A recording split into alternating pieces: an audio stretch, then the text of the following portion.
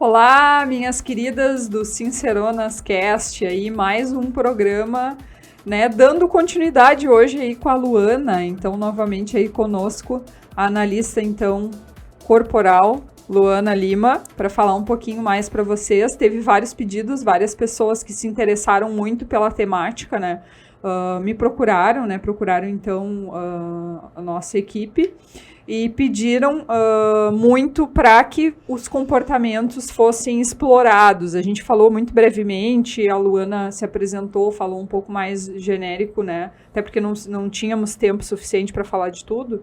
Então, a gente chamou novamente a Luana para dar continuidade, então, àquele programa que a gente já falou sobre análise corporal. Luana, então, eu não vou te pedir sobre a tua trajetória, porque tu já falou, né? Então, se quiserem, podem assistir aí um episódio anterior, onde a Luana, então, fala um pouquinho, né, dela, das experiências dela. Mas a gente quer falar um pouquinho sobre a origem dos traços, a questão da dor existencial, o recurso de cada traço e o formato do corpo. O que isso tem a ver, então, com essa questão dos traços da pessoa, né? Que depois vai se abrir em esquizoide, oral, psicopata, masoquista e rígido. Estudei, viu? Olha só, que Tô sabendo bonito. tudo. Primeiro dizer que é uma alegria ter voltado e saber, né, que deu repercussão o episódio. Você que não viu o episódio 13, então assista para você entender um pouco mais o que eu vou falar, porque talvez hoje você pegue assim, na conversa um pouco mais adiantada. Mas quero explicar então direitinho o que são esses traços de caráter e que é como se deu a origem deles. A gente vai voltar um pouquinho aqui na história, lá em 1920, na época ali de Freud, né, então o pai da psicanálise. Ele tinha um aluno chamado Wilhelm Reich, e eles, né, divergiam em relação a algumas coisas. Enquanto o Freud tinha aquela teoria de que o paciente precisava falar para se curar. Freud explica. O Freud explica, né? Então, assim, você tem que falar as suas dores. Quanto mais você falar, mais você se escutar, mais fácil você vai alcançar, então, a sua cura. Já o Reich começou a observar essa teoria do Freud e disse, beleza, eu entendi que a gente tem que estar escutando ali o que eles estão falando. Mas eu percebi que mais interessante do que eles falam é a forma como eles falam. E ele começou a observar que existia um padrão, né? Sempre tem os padrões, né? Sim. Então existia um padrão na forma como aquelas pessoas contavam as suas dores, como elas mostravam como aquilo estava reagindo no corpo dela. Ele criou uma teoria, então, que é a teoria das couraças, que eu também, pode ser outro episódio. Porque tudo que eu falar aqui vai gerar um episódio novo. A gente traz então, a Luana quantas vezes for necessário pra gente saber tudo. Ficou na dúvida, manda aqui uma pra Letícia. Chama a Luana que eu volto, né? Não, Luana, nós vamos fazer novos episódios, com certeza. Eu adorei. Vamos fazer um especial mensal, Isso aí, análise corporal. Tem problema. Então, voltando. Então, o Reich observou que tinha as couraças, né? Ele começou a perceber, então, que as pessoas reagiam. Existia uma forma de reação diante daquilo que o ambiente oferecia para aquelas pessoas. Então, se começa a perceber que o que acontece, o meio, né, o meio no qual nós estamos inseridos, o ambiente interfere diretamente na nossa fisiologia. E aí a gente vai estudar a epigenética. Então, a genética é aquilo que a gente recebe hereditariamente, os nossos genes, mas a epigenética vem apresentar, então, o ambiente, que sim tem a capacidade de alterar o formato das nossas células, dos nossos genes. Nossa, que loucura, né? Não dá para imaginar que o formato do corpo tem a ver com esses tipos de comportamentos diferentes. Chama comportamento, Luana? É traços de caráter. Traços de caráter. Depende, você vai ver perfis comportamentais, né? Depende muito de como você vai encontrar na literatura, mas se você for pesquisar mesmo como que eles pensaram sobre isso, são os traços de caráter. São 5 perfis, são 5 traços de caráter. Então, eles entenderam, né, a partir do Reich, a coisa começou a se desenrolar, né, então começou isso lá em 1900 e lá vai pedrada, e a coisa foi se aprofundando, eles entenderam, beleza, muda então, o ambiente, aquilo que qual a criança, o bebê, né, voltando, então, desde o momento em que a gente está na barriga da nossa mãe, que nós estamos concebidos, que naquele momento, quando a gente está dentro da barriga da nossa mãe, que os neurônios estão ali a milhão, formando corpo, célula, órgãos, tudo está sendo formado. E o ambiente uterino é um ambiente. Sim. Então, aquilo também já começa a contar. Conforme as experiências da mãe, provavelmente a criança vai ter um desenvolvimento em um formato de corpo, né? Nesse sentido. A criança, na realidade, o bebê, ele percebe aquilo que ele está vendo, que ele está sentindo. Então, o mundo dele ali é o útero. Ele não tem capacidade de saber o que está acontecendo lá de fora. Então, a mãe passou o dia inteiro de pé e o útero se contraiu um pouco mais. Opa, meu ambiente uterino ficou mais ríspido, ficou mais duro. A passagem de sangue começou a ser um pouco menor. É isso que o bebê lá dentro começa a perceber. Ele não tá vendo, minha mãe tá triste. Sim. Minha mãe me quis, minha mãe não me quis. O bebê não tem essa capacidade, mas ele percebe alterações dentro do ambiente dele. Alterações hormonais, inclusive. Provavelmente, né? Hormonais, psicológicas, tudo que o bebê impacta, já né? consegue perceber e sentir dentro do ambiente uterino. Então, a partir desse momento ali, da barriga da mãe, do útero, começa, então, a formação dos traços de caráter, que vai se encerrar no período ali em que os neurônios vão completar o caminho deles na nossa coluna vertebral. Então, se a gente imaginar um bebê, eu falei isso no outro episódio, não senta, não se mexe, porque a coluna vertebral dele está sendo formada. Ele não tem perna ainda, ele não tem força. Os neurônios ainda vão fazer esse caminho neuronal de movimento, percepção e sensação corporal, que vai se concluir quando? Quando a gente tiver em torno dos 4, 5 anos de idade. E é nesse momento que se fecha, então, o ciclo e os 5 traços de caráter são formados. Então, esse período do desenvolvimento infantil que muito importante. É muito importante, e é ali que vai ser aprendido a nossa formação motora, psicológica, social, tudo é aprendido nesta fase da infância. Que loucura. E eu sei que muitas vezes as pessoas falam que até os 5 anos forma o psicológico da criança, né? Então a gente tem que ter um cuidado bem grande nesse período para a criança também não se sentir inferior, né? Tem toda essa questão de tu tratar ela, encorajar ela para que ela seja uma criança, tipo, não legal, mas assim, corajosa, né, expansiva, que consiga fazer as coisas, mas mesmo assim, eu acho que por mais que tu encoraje, tem os perfis, os tipos que são diferentes. Não adianta querer que a Letícia seja a Luana. Ou que a Luana seja a Letícia. Porque, na verdade, já se formou, né, aquela Letícia já lá na barriga da mãe dela, lá na barriga da mãe Clair, da minha mãe. Já foi feito, então, conforme essas experiências também dela, a vivência dela, né? E o meio em que eu estava inserida lá quando eu morava em Pelotas. Isso, exatamente. Então, assim, a cada fase do desenvolvimento infantil, situações estão acontecendo em volta dessa criança. O ambiente familiar, talvez o ambiente escolar, o ambiente em que ela vai estar inserida, ela vai percebendo e vai sentindo e vai o quê? Reagindo a este mundo. Já bati no microfone uma vez, comecei. Começou a Luana batendo no microfone. A Luana vem no podcast e destrói os microfones aqui, ok. Isso é oralidade, vocês já vão entender. É muito oral. Vocês já vão entender por que eu sou assim. É muito oral. Eu sou oral. Então, é nesse ambiente que a gente vai reagindo e vai aprendendo quem nós somos. Isso é muito importante que tu falou, porque a gente vê muitos pais, e hoje em dia existem muitos estudos e conceitos de como educar uma criança. E aí você fica com uma culpa. Não, mas o meu filho ele é tão quietinho. O meu filho não fala. Meu filho é envergonhado. A minha filha é muito atrevida, ela é muito pra frente. Ou minha filha é muito mandona, é tudo do jeito dela. E aí começa a entrar em conflito familiar de querer que a criança seja aquilo que você quer que ela seja. Mas existem traços, existe um perfil que a sua filha os seus filhos estão se desenvolvendo, que é o jeito que ele entendeu que ele tem que ser no mundo. Os traços de caráter nada mais são do que uma forma da gente lidar com o mundo. É como se fosse o nosso manual de instruções. A Letícia chegou no mundo e aí na infância dela coisas aconteceram, situações, dores, medos.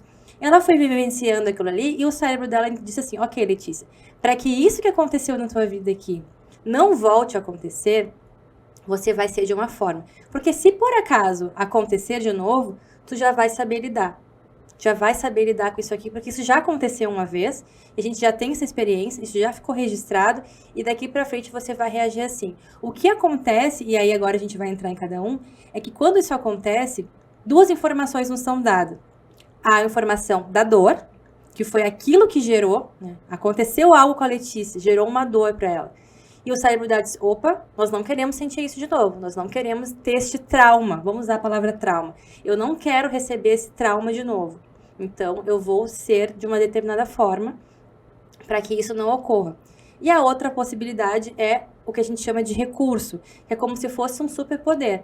Ou seja, aquela situação ruim aconteceu e eu já sei lidar com ela de uma forma positiva. Eu não tenho mais medo, eu não tenho mais dor. Aquele trauma não me atinge já da mesma forma.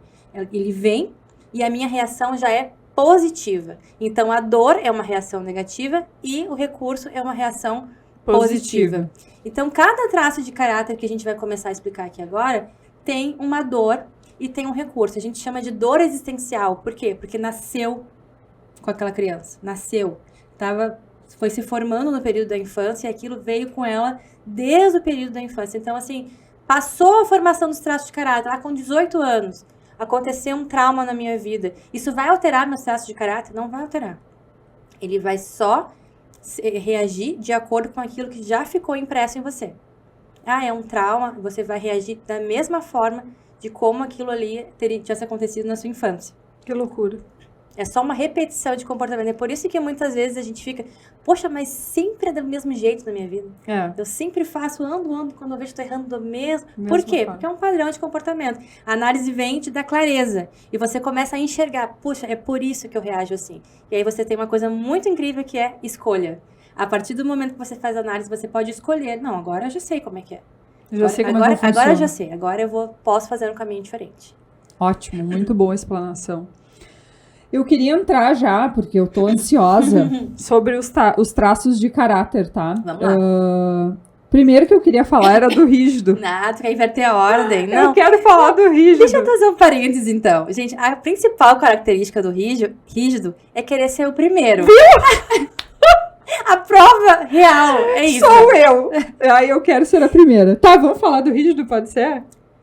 Olha, pode ser, a gente só vai quebrar um pouco aqui o desenvolvimento infantil, mas é que tem uma lógica, entendeu? Não, então vamos lá, esquizoide. Aí não, olha só, gente, o esquizoide, a dor do esquizoide é ser rejeitado. Não rejeite o esquizoide. Não rejeite, tá. Vamos começar pelo começo. Vamos começar pelo começo. É só porque, assim, gente, tem uma ordem, como eu falei, isso é fisiológico e biológico. Começa no útero e vai terminar quando a gente tiver uns 5, 6 anos de idade. Tá. De 4 a 6 anos. Se eu começar a explicar do fim pro começo, vocês podem talvez não entender. Isso pode vai dar confusão. Atrapalhar um pouco o entendimento. A gente não pode dificultar a aprendizagem das pessoas que estão nos assistindo. Aliás, realmente, eu tive muitos feedbacks positivos. Tu sabe, tu veio aqui no estúdio, já te falaram que assistiram. Verdade. Saí de um episódio aqui gravando com o pessoal da Pimenta Limão, já a mesma coisa, né? Me citaram, ela te comentou, né? Ela disse que te assistiu. Então, tem várias pessoas aí assistindo a Luana.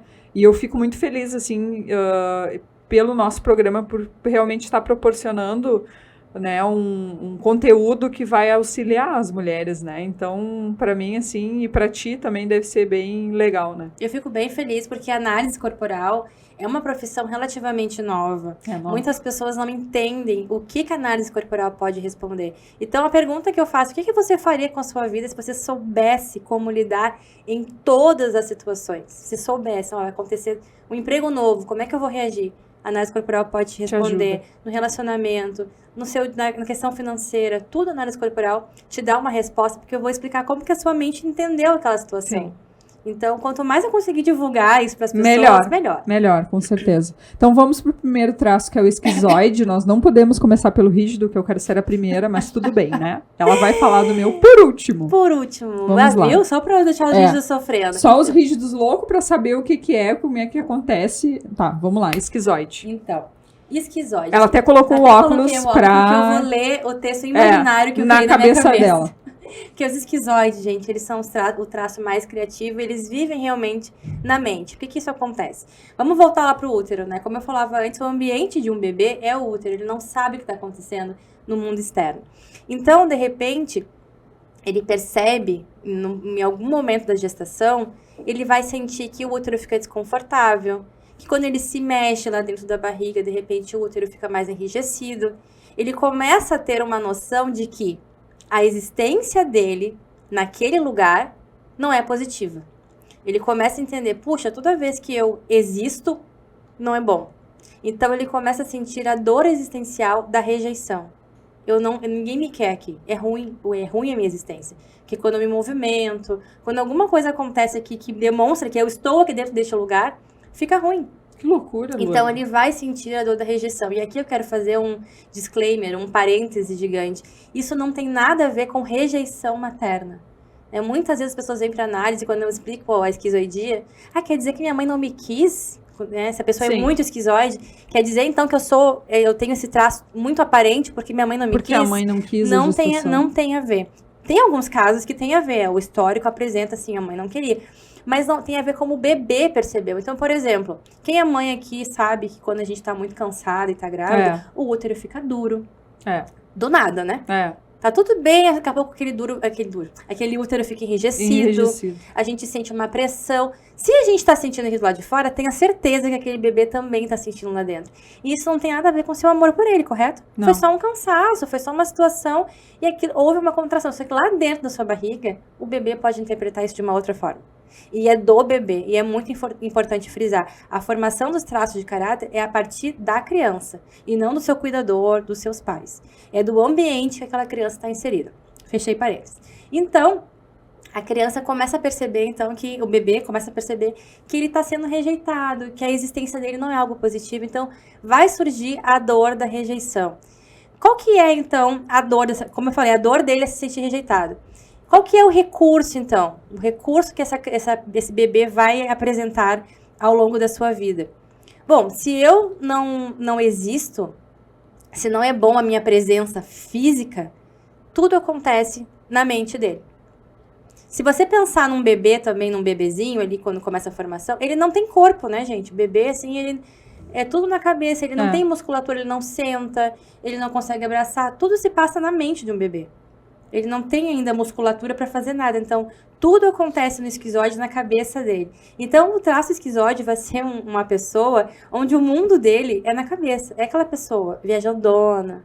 Sabe aquela pessoa fora assim, da casinha. Fora da casa, assim, que tu fala com ela, parece que ela não tá nem te ouvindo. Tá no mundo da lua. Tá no mundo da lua. Extremamente, vamos falar, eu falei da dor, recurso, né? Algo positivo. Transformar a dor em algo positivo. Criatividade. O traço esquizoide é muito criativo. Porque ele tá sempre aqui, ó, na cabeça dele. Ele tá conseguindo, ele é ligeiro nas conexões de pensar, sabe assim? Mas é uma pessoa mais viajandona, porque se você... E pensando no corpo dele, como eu falei, o traço vai estar sempre ligado à fase em que o traço foi formado. Se a gente pensar num bebê, então, como eu acabei de falar, não tem musculatura, não tem força, não tem nada, é tudo na cabeça. O que é o traço esquizoide? É aquela pessoa que é pessoa mais magra, mais ossuda, muitas vezes com uma cabeça até grande. A gente vai ver uma cabeça com um tamanho um pouco maior. Às vezes vai ver algumas entradas no cabelo, assim, que a gente vai ver o que acontece. Mais testa, né? Mais crânio, mais cabeça. Então, o famoso cabeção, né? Cabeção de inteligência. Fulano é um cabeção. É um cabeção, né? É um cabeção de inteligente, de ser criativo. Sim. Mas também é uma pessoa que tem essa introspecção. Porque ele não tem necessidade de conexão com outras pessoas, porque ele vivia sozinho no útero. O mundo dele era estar sozinho. E também, pela dor da rejeição, ele está constantemente sentindo que a presença dele não é agradável. Então, sempre que ele existe, ele tem aquela mesma dor que ele tinha no útero. Vou causar um mal-estar. Então, muitas vezes ele é mais calado, ele não gosta muito de contato físico. O negócio dele é mais eu aqui, você lá, e ele contribui com a cabeça e com a inteligência dele. Esse é o esquizoide. Então, a gente vai ver aquela pessoa mais magra, mais ossuda. A gente, assim, se ele for muito, muito, muito esquizoide, dá a impressão até que o corpo dele é meio desconectado, assim. Que vai quebrar, sabe? Que a gente vê, assim, as juntas da pessoa bem grande, assim. Então, a gente vai ver isso no traço esquizoide. Tá, e essa pessoa esquizoide, a gente também pode dizer que é uma pessoa mais fria, assim, nas relações? Sim. É uma pessoa mais fria. Existem 3 traços que têm essa característica da frieza. O esquizoide é um deles, depois eu falo dos outros. Então, por que ele não tem essa necessidade de conexão com as pessoas, de contato físico? Justamente porque ele se sente rejeitado.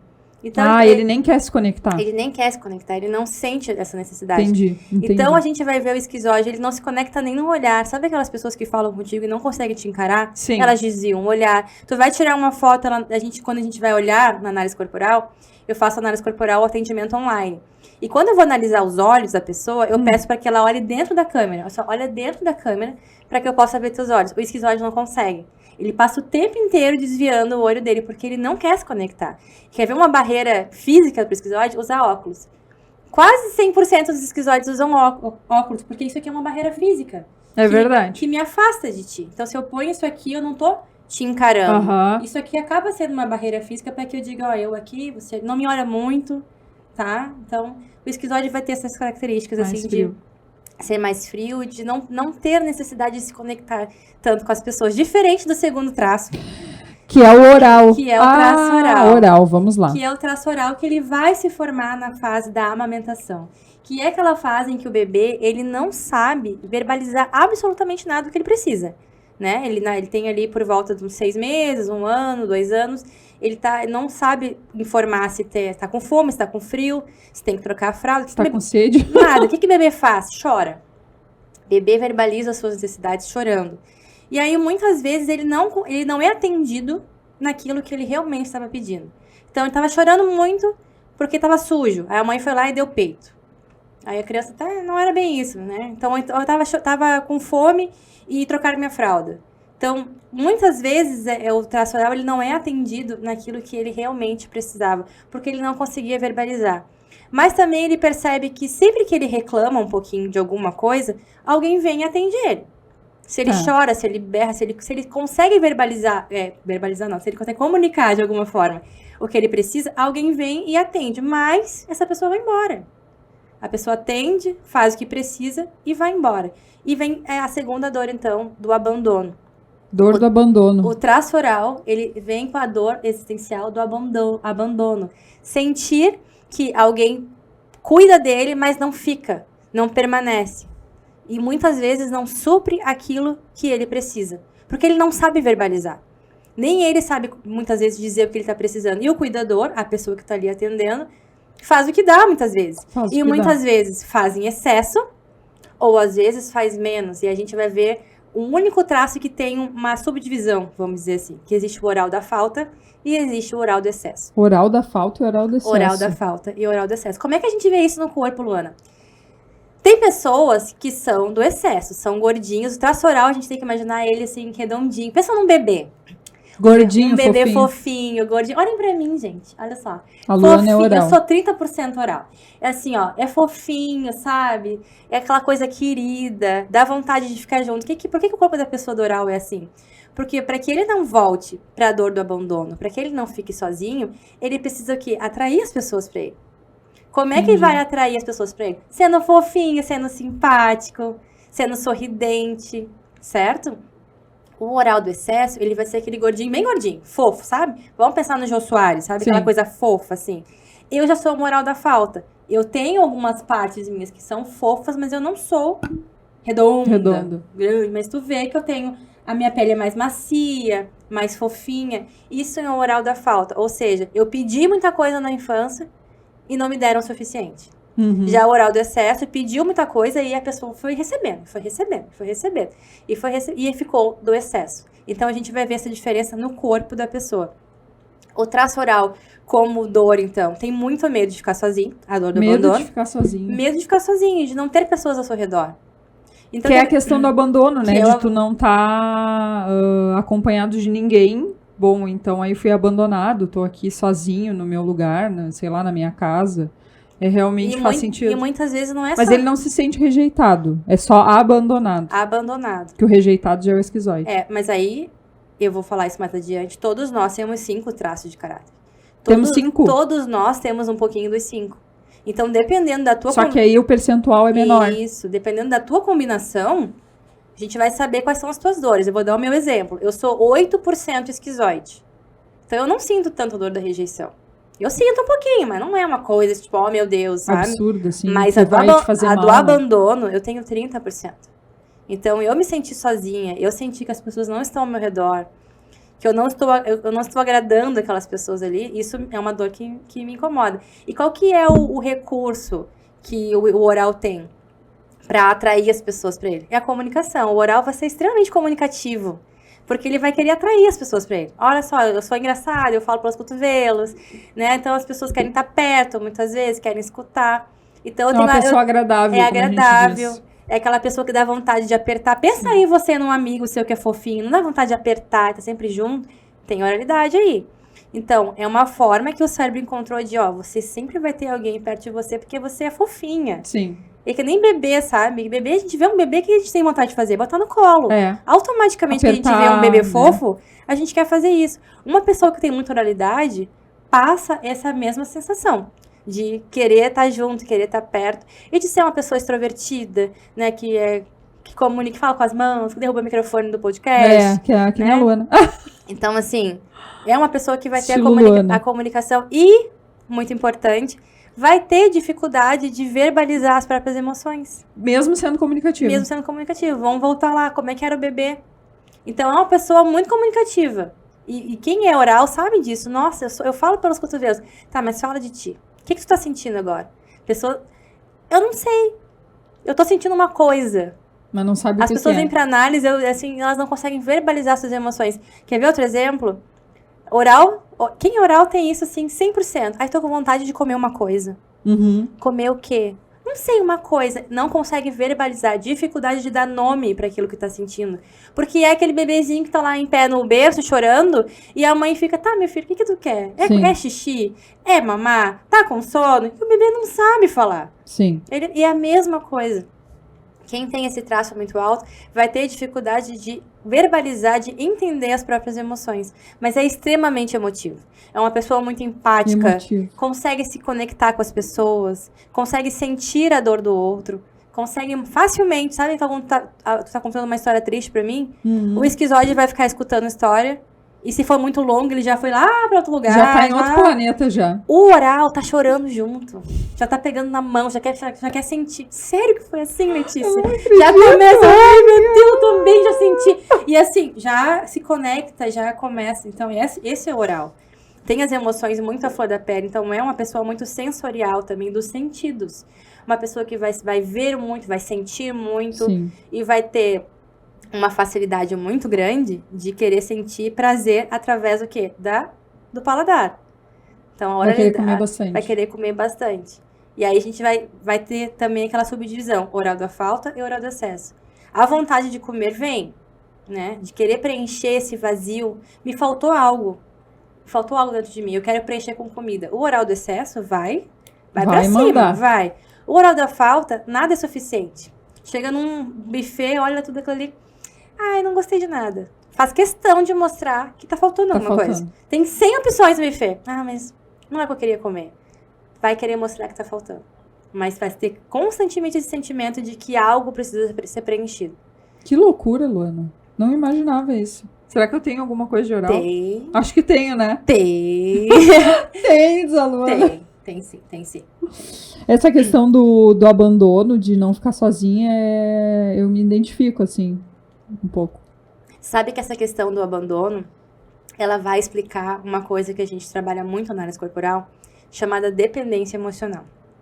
Porque uma pessoa que tem esse medo existencial de ficar sozinho, ela vai fazer muitas vezes, se ela estiver na dor, ela vai fazer de tudo para não ficar sozinha. Inclusive, permanecer em ambientes ruins para ela. Porque mesmo sendo ruim, tem gente comigo. Minha família é um caos, eu preciso resolver um monte de problema, eu tenho um relacionamento abusivo, Sim. Mas pelo menos ele cuida de mim. Eu não tô sozinha, eu tenho alguém. Então a gente vai ver muitas situações de pessoas que escolhem ficar em ambientes ruins porque preferem isso do que ficar sozinha. Porque entendem na sua dor que sair desse ambiente vai gerar a solidão. Então, não.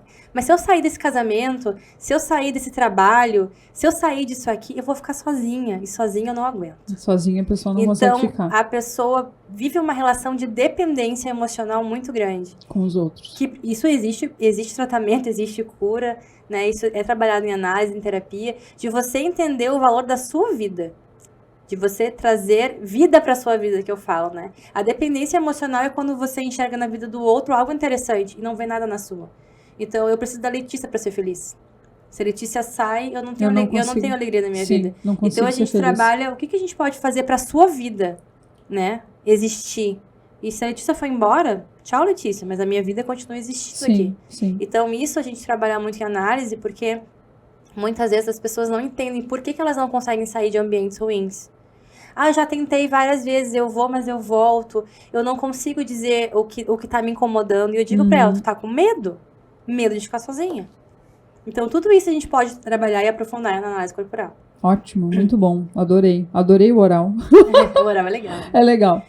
Psicopata, será que o psicopata é louco de vez ou nada a ver com a história? Eu sou psicopata. A Luana é psicopata, gente do céu. Tenha medo dela, vamos fugir de Luana. Então, pra quem não assistiu o episódio 13... Eu devo ter também, né? Tem. Tem. Ai, gente, eu só digo, tem. Tem. E é bastante ou é pouco? Pouco. Ah, que bom. Pouco. Mas não queria ser psicopata. Mas, gente, o traço psicopata, fazendo parênteses para que você não assistiu o episódio 13, não tem nada a ver com um distúrbio psicológico. Nós não estamos falando aqui de pessoas maníacas, doentes, tá? Nada a ver com isso. É só um nome que ficou registrado na psicanálise, na psicologia, traço de caráter psiquiátrico. Psicopata, olha só, até me veio isso na cabeça. Então, o traço psicopata, ele vai surgir na fase dos primeiros passos da criança, que é quando a criança sai do colo da mãe. Ela percebe que ela não precisa mais depender tanto daquela relação mãe e bebê. Ela já consegue sair do colo da mãe, já consegue tatear alguns móveis, andar daqui para lá. Ela percebe, então, que ela consegue fazer algumas coisas. Mas para que ela consiga dar os passos dela, ela precisa de meios. Então, para eu atravessar essa sala aqui, eu vou pegar nessa mesa aqui, vou pegar ali, e eu chego na porta. A criança começa a ter, então, essa noção de que ela pode conquistar algumas coisas, desde que ela faça algumas ações. Nesse momento, ela também vai criando uma noção de manipulação. Neste manipuladora. Momento, ela vai... mas a minha psicóloga disse que eu sou manipuladora. Eu acho que o meu traço psicopata é algo meio forte. Veremos cenas nos próximos capítulos. Então, assim...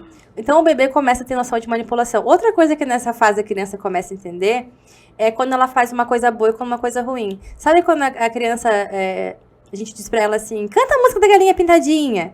Daí a criança canta uma vez, ela ganha aplauso. Aí ela, interessante, ganha aplauso. Aí daqui a pouco a mãe vem de novo, canta de novo. Aí ela diz, não quero. Aí o pessoal faz cara. Aí ela, agora foi cara feia. Nesse momento ela começa a entender, por que quando eu fiz uma vez veio o sorriso e agora veio cara feia? Então quando eu faço alguma coisa para as pessoas, eu ganho aplauso. E quando eu deixo de fazer alguma coisa, eu não ganho aplauso. Manipulação. Ele vai aprendendo. Entendi. Vai aprendendo a lidar. Vai aprendendo a lidar com as emoções, a forma como ela vai reagindo. Então, esse traço, tanto a dor dele como o recurso, é a manipulação. A dor dele de perceber que ele só tem valor, é a dor que ele sente. Só tem valor quando eu faço alguma coisa. Quando eu deixo de fazer algo que esperam de mim, eu ganho cara feia. Mas isso eu tenho isso. Isso eu tenho. O próximo episódio é uma análise ao vivo da Letícia aqui, gente. Meu Deus, pior é que eu tenho isso, sabia? Eu tenho isso, assim, tipo, eu sou muito isso, entendeu? De entender que loucura. Que o meu valor está naquilo que eu faço. Então, o psicopata, ele tem essa dor muito grande. Então, assim, Letícia, eu tenho que te dar alguma coisa em troca. Tu me convidou pra vir aqui no podcast, agora eu tô te devendo. Um psicopata tem essa coisa, assim, já que tu fez pra mim, eu vou ter que fazer alguma coisa pra ti. Eu não quero ficar te devendo.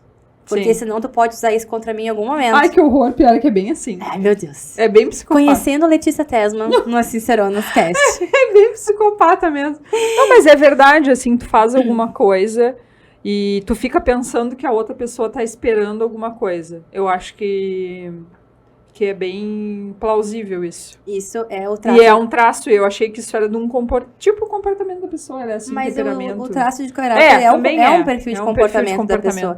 Então ela começa a entender que ela consegue manipular para aquilo que ela quer, e o recurso dela também é fazer a mesma coisa. Então, para aquilo que eu quero, então, como eu dei o exemplo do bebê, se eu quero chegar do outro lado dessa sala, eu preciso pegar na mesa, pegar ali e eu chego na porta.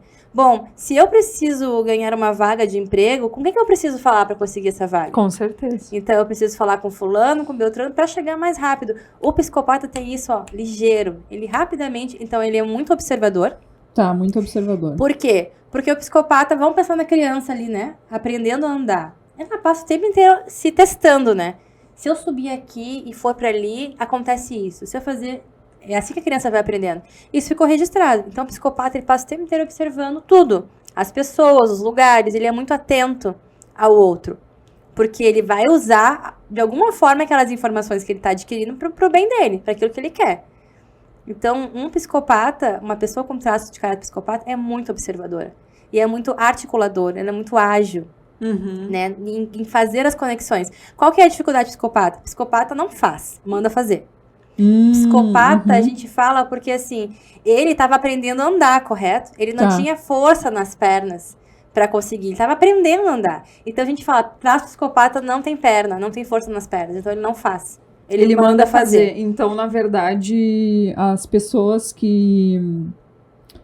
Como é que é? Muito diz e pouco faz, mas meio que consegue gerenciar o outro para fazer. Tem articulado para isso. Tem muito do psicopata. Muito psicopata. E é muito importante saber isso, porque às vezes a pessoa se frustra, né? De receber uma demanda, por exemplo, de trabalho, e ela conseguiu articular com a equipe inteira, que fala, tu faz isso, tu faz aquilo, outro. E aí, quando chegou na vez dela fazer, ela não conseguiu fazer a parte dela. E ela fica, caramba, eu sou muito ruim.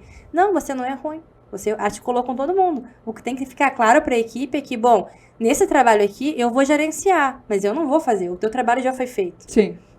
Então, saber como é que você funciona também ajuda nisso. Qual que é o formato de corpo, né, do psicopata? Ele vai ser um triângulo invertido, né? Como eu falei, não tinha força nas pernas. Então, o tronco já estava bem desenvolvido nessa criança, mas as pernas, a musculatura da perna ainda começaria a se desenvolver.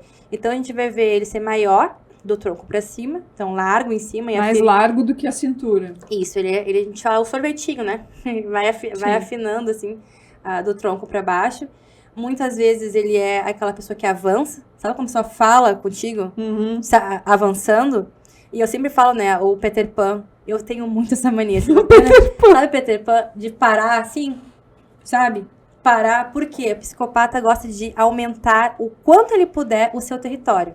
Então, se eu tô assim, falando com a Letícia, né, eu não tô ocupando muito território. Agora, se eu faço assim... Já ganhou eu já ganhei mais espaço. A Luana já tá maior, Outra coisa, como ele é fininho pra baixo, quase sempre você vai ver o psicopata abrindo as pernas, porque ele quer aumentar o território. Então, ele fala se avançando. Tipo assim, eu que tô coordenando as coisas aqui, entendeu? O psicopata, ele tem muito isso, assim, de querer ocupar o espaço. Tu vê nada como saber o que a pessoa é, né? Tu identificar. Até pra tu lidar com essa pessoa é mais fácil, porque às vezes a gente tem pessoas no trabalho, né, em casa, que a gente não consegue lidar bem, porque a gente não sabe como ela funciona, né, o funcionamento. Se tu conhece o funcionamento daquela pessoa, tu conhece, então, os traços de caráter dela, né, eu já identifiquei várias pessoas que já trabalhei que eram psicopatas, que era bem esse estilo, questão de ser expansivo, né, de articular bem, sabe? E às vezes são pessoas um pouco mais difíceis de lidar, que tem que saber como lidar. Porque o psicopata, o grande negócio dele é que ele quer ganhar. Ele tá na mesa para que a última palavra seja dele. Ele quer te convencer. E se você tá do outro lado da mesa e você tem que convencer um psicopata, você tem que ter argumentos. Então, se chegou um cliente pra você, um paciente, familiar, sei lá quem na sua frente, você olhou pro corpo dela e tem um psicopata na minha frente. Tem argumentos pra conversar com essa pessoa. Chegar pra ela e dizer, é porque é assim e deu. Não é assim resolver. E deu, não vai dar. Você vai ter que convencer. Então, psicopatas são desconfiados. Eles vão sempre ficar tentando saber um pouco mais, tá? Mas por quê? Por que tu quer isso de mim? Por que tu tá me pedindo isso? Por que tu falou isso agora? Entendeu? Ele tá sempre querendo saber o porquê daquilo tá acontecendo. Entendi. Certo? Tá, esse é o psicopata, então. Então, recapitulando, né, os primeiros passos da criança, muito observador, articulado, e não faz, manda fazer. Isso aí. Esse é o psicopata. Viu? Peguei a essência da coisa aqui. Vamos recapitular. O esquizoide eu não anotei muita coisa, mas ele tem a questão da dor da rejeição. Dor da rejeição. Não vai ter uma conexão muito grande com as pessoas. Sem conexão com as pessoas. Muito criativo, muito imaginativo. Mas a vida dele, o movimento dele se dá na cabeça dele. Então, aquela pessoa que tá numa festa e tu vê uma pessoa no canto... É ela. É ela. Não tenha pena. Ai, coitadinha da Letícia sozinha. Ela tá de boa. Ela tá feliz no mundo dela. Ela gosta Inclusive, de estar assim. Se tu for chegar perto dela e puxar um assunto, aí sim você acabou com a festa dela. Porque ela tava ali... ela tava ótima. Tava ótima ali. Porque tava acontecendo coisa na cabeça dela. Sim. No momento que você vai interagir com o esquizoide, ele entra na dor dele. Porque ele fica, meu Deus, eu preciso interagir. Eu preciso me conectar. E eu não sei fazer isso. Não sei fazer isso direito. Né? Então, ele vai ficar um pouco mais travado. E aí ele vai fazer o afastamento aquele, Sim. né? Tipo, vamos Cada um no seu lugar. E o oral, na verdade, aí é a dor do abandono, o oral da falta, o oral do excesso, isso. Que o excesso é o que vai comer demais, isso. O outro é que falta isso, falta aquilo, tá sempre faltando alguma coisa. Dificuldade de verbalizar, né, emotivo, empático e... Comunicativo, né? Isso. Uhum. Tá, e agora então, depois do psicopata do oral e do esquizoide, nós vamos para o masoquista. O traço masoquista que ele que masoquista também é um nome bem ruinzinho, bem né? ruinzinho também, não tem nada a ver. Masoquista, o cara quer sofrer, mas não tem nada a ver, com não certeza. Tem nada a ver. Então, assim, o traço masoquista, ele vai se desenvolver na fase do desfraude. Então, é quando a criança está aprendendo ainda a controlar os seus esfíncteres, né? Então, ela não tem uma capacidade, assim, total de controlar xixi e cocô. Então, muitas vezes, vão acontecer o quê? Escapes, né? Que eu tô, inclusive, desfraudando meu filho lá em casa. Eu fico toda me lembrando disso, né? Estou aqui contribuindo para o traço masoquista do meu filho. Tento me lembrar disso e não colocar a culpa em mim, porque é a forma como ele tá entendendo aquele momento. É da criança, dele, né? Mas, assim, existem escapes, né? Na época do desfraude. Sim. E muitas vezes, dependendo de como esse desfraude está sendo acompanhado, acontecem coisas do tipo, poxa, fulano, eu falei pra ti que era só me avisar, eu te levava no banheiro. Pô, fez xixi nas calças de novo. Uma vez eu tava esperando uma consulta médica com meu filho e chegou um menino de uns 6 anos, assim, com a avó dele. E ele se molhou, ele fez xixi. Assim, escapou. Gente, essa mulher gritou tanto com essa criança na recepção. Coitado. Assim, chamou ele de tanta coisa. E na mesma hora eu me lembrei disso, né? Eu disse, gente, olha só, a forma como ele deve estar se sentindo. Como é que você se sentiria se alguém colocasse em exposição uma falha tua, Letícia? Tu ia te sentir o quê? Péssima. E humilhada. Humilhada, me faltou a palavra. Essa é a dor do masoquista, a dor da humilhação. Sentir que ele fez algo de muito errado. Então, o problema é que ele fez a questão do escape é algo fisiológico. Então, ele entende que tudo que ele faz gera uma humilhação, algo de errado que ele fizer vai gerar uma humilhação muito grande. Então, ele começa a tentar controlar tudo que ele puder. Além de ele tentar controlar o esfíncter, ele vai tentar controlar, inclusive, suas emoções. Que loucura. Então, assim, eu não posso errar. Eu não posso deixar escapar. Então, porque se eu fizer alguma coisa de errado, eu vou ser humilhado por alguém. Alguém vai vir apontar meu erro. Uhum. Alguém vai vir dizer, você não devia ter feito isso, você devia ter feito certo. Porque é a dor da humilhação muito latente no traço masoquista. Então, o que a gente vai ver no traço masoquista? Ele é um traço muito organizado, planejado. Ele faz tudo muito vagarosamente. Porque, imagina quando a gente tá com muita vontade de fazer xixi. Xixi não, vamos fazer um negócio que é mais punk. Sabe quando dá aquela dor de barriga? Que tu precisa ir no banheiro, mas tu tá num lugar que, tipo, meu Deus, não dá pra eu... E agora? Eu preciso segurar. Tudo que tu faz a partir dali é meio devagar, né? É meio... Qualquer movimento que tu faz é meio calculado pra evitar qualquer problema. Problemas. O masoquista é assim o tempo todo. Tudo que ele faz é calculado e é devagar. Para que não aconteça o quê? O escape. Para que ele não deixe vazar o xixi e o cocô dele, né? Que ficou registrado na cabeça dele. Então, ele vai planejar, vai organizar. Ele não gosta de surpresa. Ele não vai gostar de improvisações. Quer matar um masoquista? É tu dizer pra ele assim, ó, Letícia, hoje você vai acordar, vai trabalhar, meio-dia você vai almoçar no restaurante A, e a 1h da tarde você vai lá pra Fórmula Digital gravar o podcast. Sim. Beleza. Ah, Letícia, acorda, tá lá no almoço, alguém chega, Letícia, não tem mais fórmula, agora tu tem que voltar pra empresa, fazendo isso aqui, e agora tu vai ter que atender um cliente. Ah, meu Deus, eu não me organizei pra isso, vai dar tudo errado. Porque o masoquista, ele precisa de organização. Ele não é flexível também. Se você disser pra ele o passo a passo, ele vai fazer aquilo com excelência, mas não mude aquilo que ele já se organizou. Não muda a rotina dele. Não muda a rotina. Ele é uma pessoa... Quer ver como eu reconheço? Rotineira. Eu sempre brinco, né? Eu reconheço um masoca vindo pra análise porque ele sempre vem com uma folhinha na mão, anotando tudo. Eles precisam ter alguma coisa que dê segurança. De que eles não errem, de que não vai falhar. Tem um roteiro. Vai dar tudo certo. Isso, tem 100%. Tem um roteiro. tem alguma coisa na minha mão que vai me dar segurança de que eu não vou falhar, de que eu não vou fazer xixi nas calças. Então quer dizer que eu sou a masoquista também. Tem uma masoquinha aí. Então, assim, o masoca tem isso. Como é que é o corpo do masoquista? Como é que é uma pessoa que tá o tempo inteiro preocupada, tensionada em não cometer erros? A musculatura dela é trabalhada, ela é tensa, ela não é uma pessoa relaxada, porque ela não relaxa nunca. Ela tá sempre preocupada. Então, a gente vai ver pessoas muito masoquistas, com o ombro mais erguido, são mais quadradas. São aquelas pessoas que passam já aquela sensação de força, até de estresse, muitas vezes. Tu olha pra ela, parece que ela vai explodir. Tem umas que são muito masoquistas, que tu olha pra ela assim, meu Deus. Pessoas que são mais quadradonas, assim, passa aquela sensação de força. A gente vê, às vezes, assim, coxa e panturrilha quase sem diferença de circunferência. É uma tora, é uma força. A impressão que tá sempre carregando pedra, sabe, assim, porque é tensa. Inclusive, a gente vai ver o bumbum pra dentro, porque tá segurando tanto o esfíncter, tipo, eu não posso fazer xixi nas calças, que até a bunda é pra dentro. Tu vê. A gente vê algumas pessoas que elas têm, assim, a musculatura do glúteo pra dentro. Porque é isso, eu não posso errar, eu não posso falhar, eu não posso deixar nada de errado acontecer. E aqui, quando eu tô explicando os traços, eu tô sempre explicando, assim, o maior estereótipo, tá? Tipo, uma porcentagem muito alta. Sim, o mais... Eu tenho 15% de masoquista, mas se você... Aqui não dá pra ver, deixa eu virar mais pra cá. Mas eu tenho os meus ombros mais erguidos, ó, eles são quase que na mesma linha. Existe quase uma... Eu não tenho ombro caído, ombro relaxado, sabe? Eu sou meio que... Sempre assim. Eu tô sempre meio que esperando uma atenção. E tem pessoas que são muito mais. Elas são muito mais erguidas, elas são muito mais enrijecidas. Porque existe isso, assim, eu não posso relaxar, eu não posso cometer erros.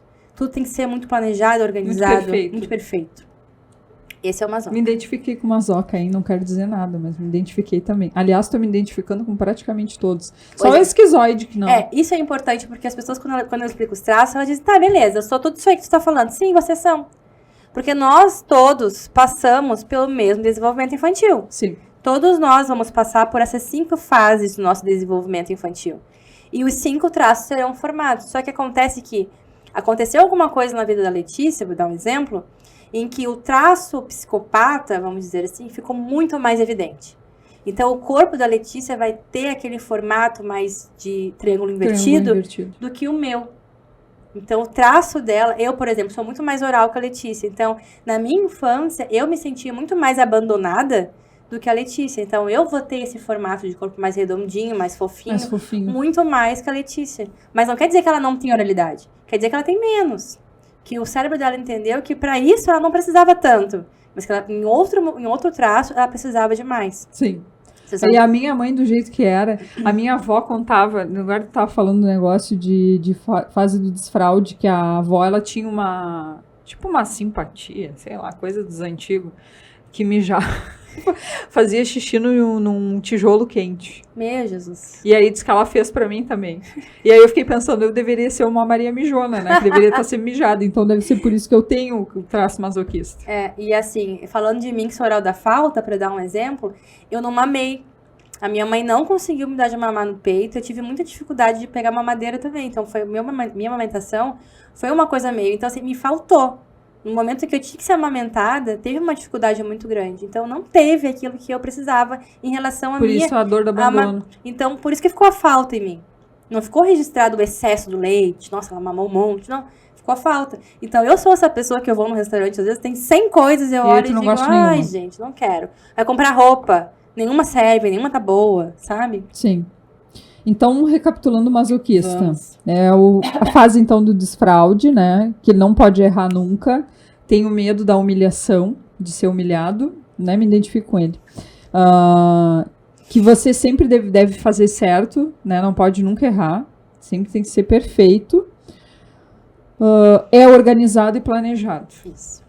Claro, sempre se organiza e planeja, porque tem que sair tudo perfeito, né? E aí tu só consegue a perfeição se tu for muito organizado e muito planejado. Isso. E se acontece um desvio no caminho, é um problema. É o caos. Aí a pessoa fica em depressão, fica pra baixo, desorganiza tudo, a vida. E aí a gente vai ver uma outra característica muito grande do masoquista, que é a explosão. Porque o masoquista, ele é um traço emotivo e sentimental que nem o oral. Só que o oral põe pra fora. O oral sente e ele expande.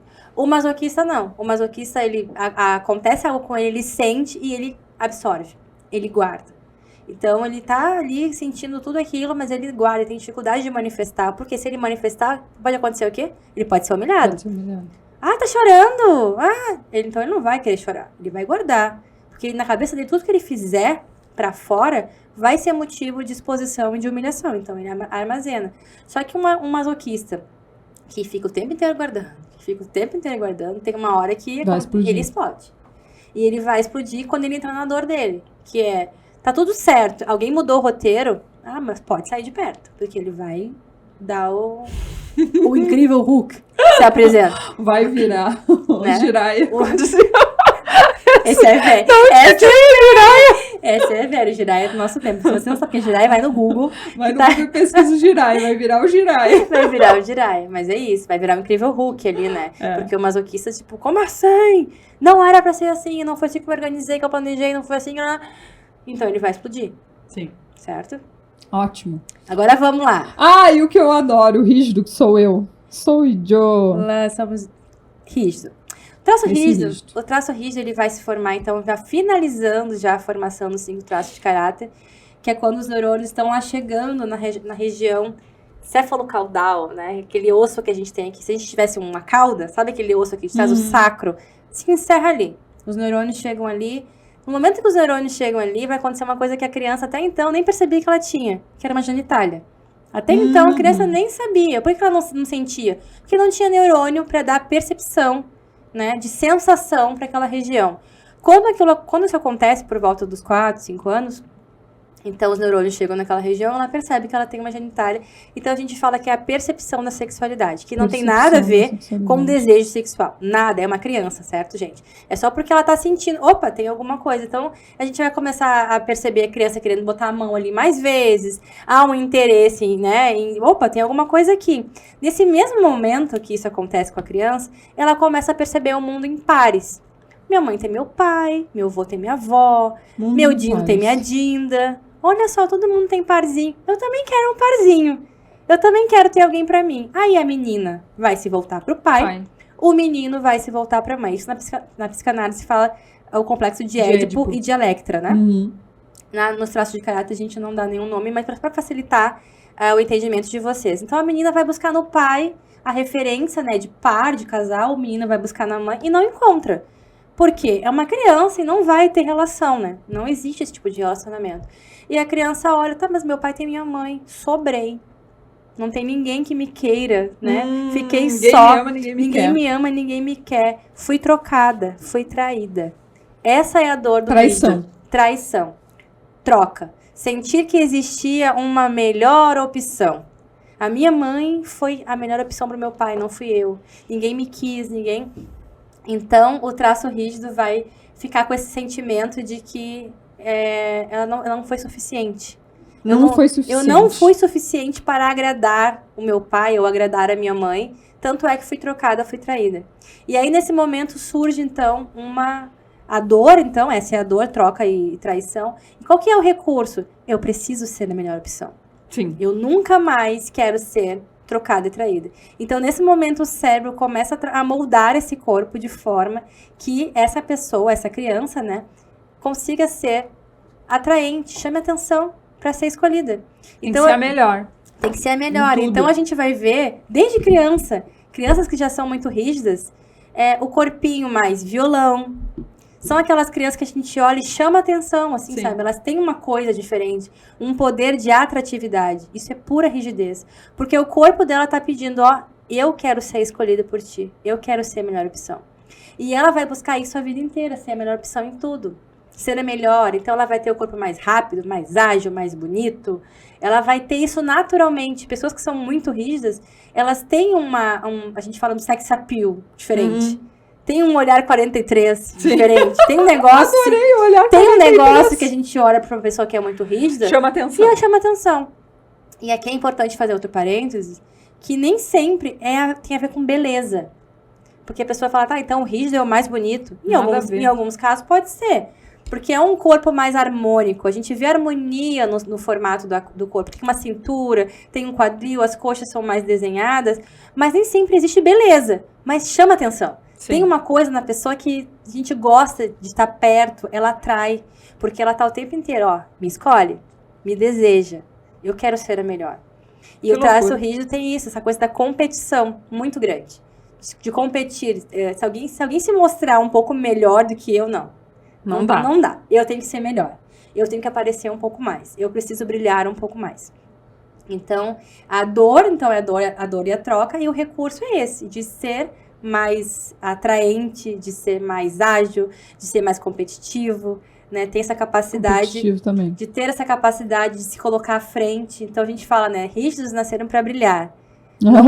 Não coloque um rígido escondido. O rígido quer aparecer, quer ser visto, quer ser desejado, quer que as pessoas elogiem. É isso mesmo. Ai, tu é a melhor, meu Deus. Tu é a melhor, tu é maravilhosa. Fulana é maravilhosa, dá a melhor aula possível, faz o melhor podcast. Isso, eu tenho 25% de rigidez. Cheguei aqui hoje... Ai, eu ouvi o teu podcast. Já? O teu episódio foi maravilhoso. A minha rígida tava assim, ó, em festa. Sou a melhor. Sou a melhor. Isso é bom. Bom. Isso dá ânimo. Que dá... pelo menos tu tem algum ego, entendeu? Porque às vezes as pessoas têm um ego muito, muito pra baixo, se acham inferiores, né? E aí também é ruim, né? Porque a pessoa se sente muito mal. Então, esse eu acho que trabalha um pouco a questão do superego. Trabalha. Mas é muito importante, eu sempre falo para as minhas pacientes que são muito rígidas, para não ficarem buscando isso 100% no outro. Eu preciso ser elogiada pela Letícia, eu preciso que ela me veja, que ela me escolha. Não, mas eu também preciso me ver. Eu também preciso me escolher. Eu preciso também ser a melhor opção para mim. Então, o que você está fazendo da sua vida para que você seja a sua melhor opção? A sua prioridade. Porque é muito fácil ficar esperando que os outros venham ficar te lambendo, né? Ai, como você tá bonita, Letícia. Coisa boa. Ai, que roupa bonita. Ai, como você é maravilhosa. Ai, mas assim, e aí se a pessoa sai, se não tem ninguém, sua vida acaba? Sim. Não, você precisa fazer por você também. Então, esse é o rígido. Esse é o rígido. Vamos recapitular de novo? Vamos lá. Vamos ver se eu passo na prova. Isso, esquizoide, então... Dor da rejeição, sem conexão, uma pessoa muito criativa, tá lá no cantinho da festa e tu quer conversar achando que vai introduzir a pessoa vai te detestar, porque ela quer ficar na dela. Oral, dor do abandono, oral da falta, oral do excesso, dificuldade de verbalizar, emotivo, empático. O que eu botei? Sensorial também, né? Que eu gosto de pegar, né? De sentir. Os 5 sentidos, né? Tá. Mas ser uma pessoa com facilidade nos 5 sentidos. Psicopata, então, os primeiros passos da criança, né? Muito reservado, né? Não reservado? Tá certo. Observador. Articulado, que não faz nada, né? Não é que não faça nada, mas não faz as coisas, mas manda fazer de uma forma que as pessoas gostem, inclusive, de fazer aquilo que ela tá mandando, isso, né? Masoquista, então, fase do desfraude, né? Que não pode errar, a questão da humilhação, você deveria ter feito certo. Organizado, planejado e explosivo também, porque fica irritado quando foge do controle. Isso. Tá. Eu tô me identificando com masoquista bastante, vou te dizer. E o rígido, então, a questão da percepção da sexualidade, né? Então, o mundo sempre em pares, a questão do complexo de Édipo, de ter sido traída, então, trocada pela mãe, né? Ou trocada pelo pai, aí depende né, de que é menino ou menina. Não é suficiente, né? Precisa ser a melhor opção, é competitivo, nasceu para brilhar. Isso. Olha, você sabendo tudo! Maravilha, passou na prova. Passei na prova, eu tirei nota 10. Então, lembrando sempre, então, que nós temos esses 5 traços de caráter, nós temos essas 5 dores e nós temos esses 5 recursos. Cada pessoa, a partir do seu formato de corpo, e é isso que eu vejo na análise corporal, vai ter alguns traços mais evidentes, né? Mais aparentes. E isso vai explicar justamente, então, se uma pessoa vem para análise corporal e ela é muito masoquista, eu vou entender que naquela época da vida dela teve um problema, teve um trauma. E é por isso que ela é tão masoquista. Então, a análise também faz esse trabalho de voltar à nossa história. Né? Os nossos traços de caráter são nosso formato de corpo, é a nossa história sendo contada no nosso corpo. Então, a análise vem trazer essa clareza de entender da onde vêm esses traumas, essas dificuldades, e também trazer clareza das potencialidades. Porque a gente, às vezes, para muito. Eu não consigo fazer isso. Não, mas o que você consegue fazer? Você nasceu, você foi moldada para fazer uma coisa de um jeito. E talvez você está a vida inteira querendo ser outra coisa. Por isso que é infeliz. Então, a análise corporal vem te dar clareza. Olha, que nem psicopatas, eu não consigo nunca ir até o final, né? Eu faço e não consigo concluir. Sim, manda alguém fazer por ti, então. Faz tudo, organiza, vê as melhores pessoas. Daqui pra frente não é mais com você. Vê alguém que possa terminar o serviço por você. Finalizar. Que pode finalizar e você vai andar um pouco mais. Então, tudo isso dá essa clareza para todos nós. Então, só para recapitular que eu comentei antes, os 3 traços frios, né? Esquizoide, psicopata e rígido. Que são esses traços que têm esse distanciamento, muitas vezes, das pessoas. O esquizoide, naturalmente, pela rejeição, o psicopata por ser muito desconfiado, e o traço rígido porque tem muita dificuldade de confiar no outro. Esses são frios. São frios. O rígido tem dificuldade de confiar porque ele entende que se eu confiar demais, se eu me entregar demais, ele pode me deixar, ele pode me trocar, ele pode me trair. Então, o rígido sempre tem um pezinho fora. A gente brinca, né, que o rígido tem 2 corações. Tem o coração aqui e tem o coração sexual. Porque eu não entrego tudo.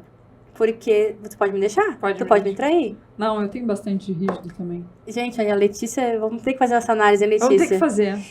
E os traços quentes, então, que é o oral e o masoquista. Que é o oral que sente muito e põe pra fora e expande. E o masoquista que sente e absorve, né?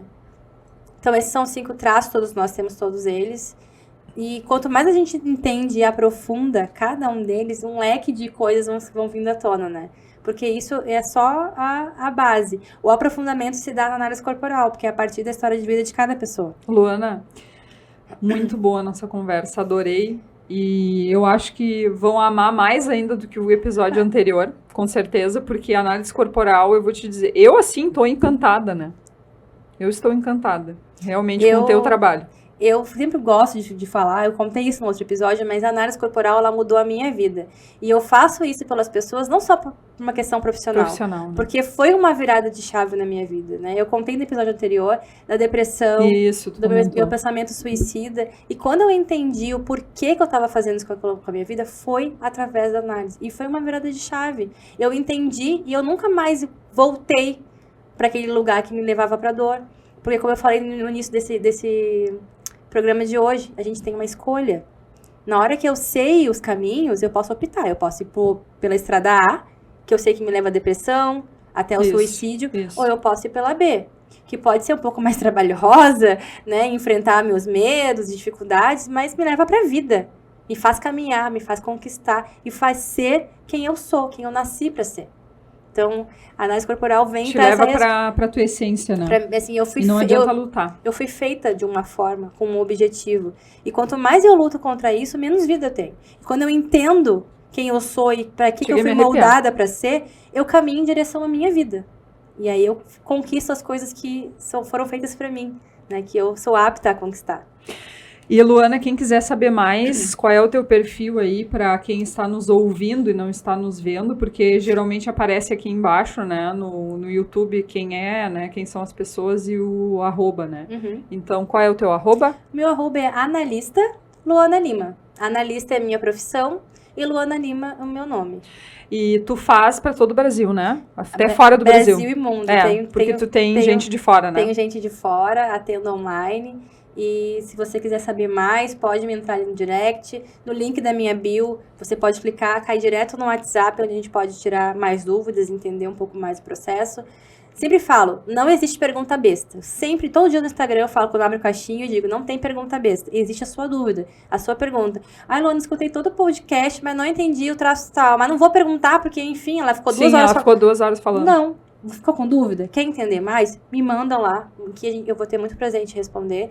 E a análise corporal pode te dar muito mais respostas. Desde que você dê esse primeiro passo e aceite, né? Saber e descobrir para que você nasceu para ser. Eu diria que a análise corporal é vida e é tu descobrir realmente a tua essência. Isso mesmo. Para que tu veio, qual é o teu objetivo de vida, né? E tu realmente conseguir seguir sem tentar ser outra pessoa que não é, que tu não é. Assim, e tu vai sofrer muito se tu tentar ser outra pessoa. Porque a gente não consegue mudar o passado, né? Eu não consigo mudar o que aconteceu na minha infância, os meus traumas, os meus medos.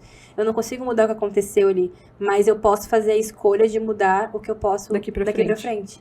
Então, conhecendo os meus traumas, sabendo as minhas dores, eu tenho a escolha de fazer novos caminhos, saber lidar com os meus traumas, porque eles não vão desaparecer. A análise corporal não vai apagar da sua cabeça o que aconteceu, mas vai te ensinar a caminhar com elas, com os teus recursos e potencialidades. Ótimo, então ficamos aqui com os traços esquizoide, oral, psicopata, masoquista e rígido. Sendo frios, esquizoide, psicopata e rígido, e quentes, oral e masoquista. Isso então aí, mesmo. Conforme tu te identificou, quiser saber mais, tem o @analista Luana Lima, então para quem quiser saber mais e quiser contatar a Luana, está à disposição. Eu acho que foi muito enriquecedor conhecer os traços. Eu acho que além de mim tem várias outras pessoas que estavam, né, com curiosidade para entender melhor. Então esse nosso bate-papo aí de 1 hora e pouco aí com certeza foi maravilhoso. Qual é o teu recado, Luana, para as pessoas que estão te ouvindo hoje? O meu recado é: não tenham medo de conhecer a pessoa mais importante da sua vida, que é você mesmo. Muitas vezes a gente fica patinando com medo, mas a gente só tem medo daquilo que a gente não conhece. Quando a gente conhece, o medo desaparece. Então, conheça quem você é, conheça a sua história e caminhe, né, no seu conhecimento, no seu autoconhecimento. Esse é meu convite para você. Não tenha medo de se conhecer e de mergulhar na sua história. Então tá, se conheça e seja feliz. Esse é o recado de hoje. Então finalizamos mais um episódio, agradecendo novamente a Luana por ter dado continuidade aqui, falando um pouco mais sobre essa questão então dos traços, né, de caráter. Então acho que foi muito legal. Espero que vocês gostem, espero vocês no próximo episódio. Tchau!